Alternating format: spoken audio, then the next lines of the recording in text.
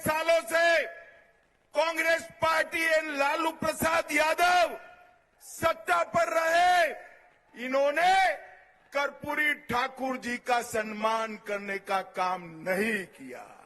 बिहार के पिछड़ा वर्ग के हितैषी और बिहार के जननायक कर्पूरी ठाकुर को भारत रत्न देने का काम हमारे प्रधानमंत्री नरेंद्र मोदी जी ने किया है। कांग्रेस पार्टी ने हमेशा अपने परिवार का सम्मान किया। लालू जी भी पूरा जीवन पिछड़ों के नाम पर परिवार के लिए जिए।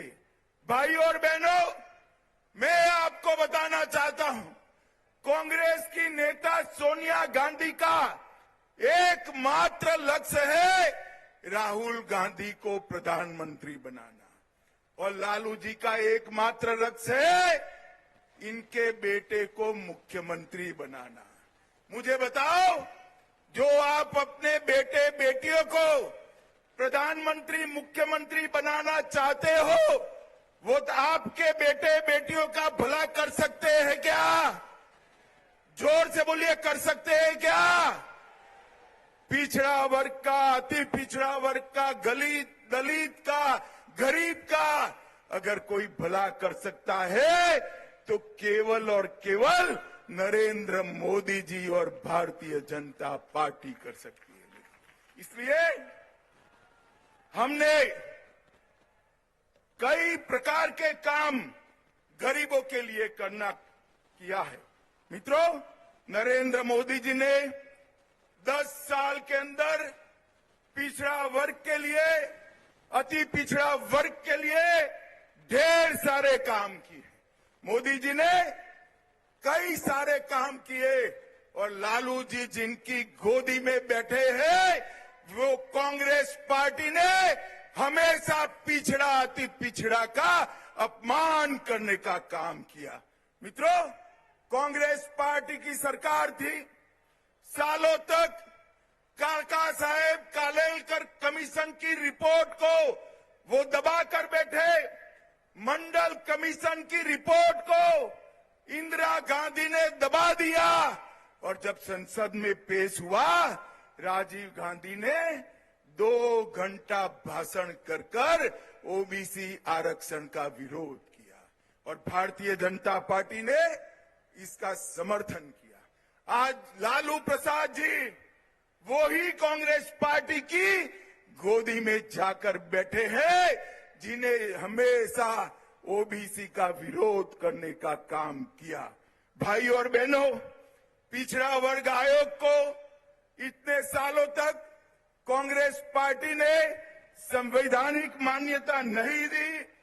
कांग्रेस पार्टी ने केंद्र के इंस्टीट्यूशन में कभी भी पिछड़ा वर्ग को आरक्षण देने का काम नहीं किया।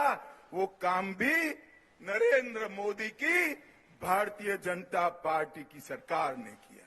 भाई और बहनों, ओबीसी उद्यमियों के लिए वेंचर कैपिटल फंड बनाया और ढेर सारे काम किए।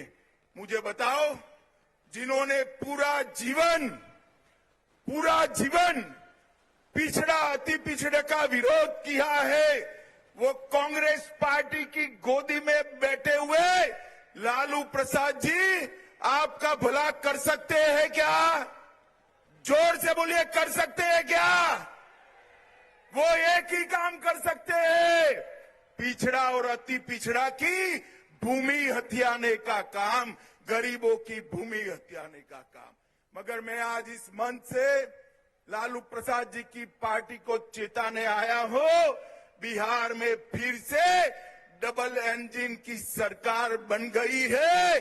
भूमाफियाओं को उल्टा लटका कर सीधा करने का काम ये भारतीय जनता पार्टी की सरकार करेगी। हमारी सरकार बनने के बाद हमारी डबल इंजन सरकार एक कमेटी गठन करेगी, जिन्होंने गरीबों की भूमि कब्जाई है, इसके लिए एक कमेटी कठोर कार्यवाही करेगी और जेल की सलाखों के पीछे डालने का काम करेगी।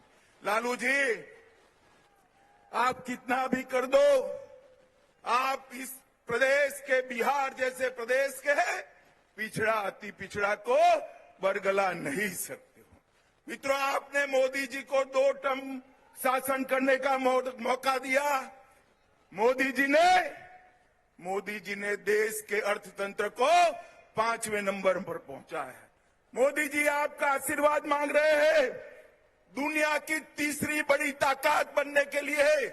मोदी जी आपका आशीर्वाद मांग रहे हैं आत्मनिर्भर भारत बनाने के लिए, विकसित भारत बनाने के लिए।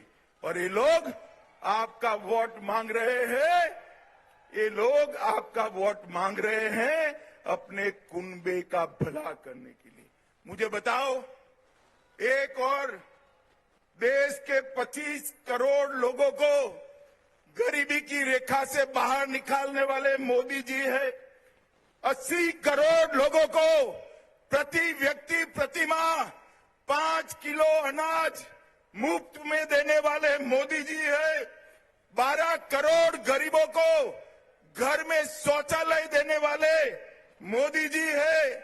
4 करोड़ गरीबों को घर देने वाले प्रधानमंत्री मोदी जी है। 10 करोड़ गरीब माताओं को उज्ज्वला का सिलेंडर देने वाले प्रधानमंत्री नरेंद्र मोदी है। 14 करोड़ गरीबों के घर में नल से जल पहुंचाने वाले प्रधानमंत्री नरेंद्र मोदी है। और अब बिहार के करोड़ों लोगों को, अभी मुझे सम्राट चौधरी बता रहे थे, 1 करोड़ लोगों को कार्ड बांट दिया 2 महीना में। 1 करोड़ परिवार मतलब 6 करोड़ लोगों को 5 लाख तक का स्वास्थ्य का पूरा खर्चा नरेंद्र मोदी जी ने फ्री ऑफ कॉस्ट कर दिया है, मुफ्त में। अब किसी भी गरीब के घर में बीमारी आती है तो इसको कोई चिंता करने का जरूरत नहीं है। भाइयों और बहनों, एक विश्वकर्मा योजना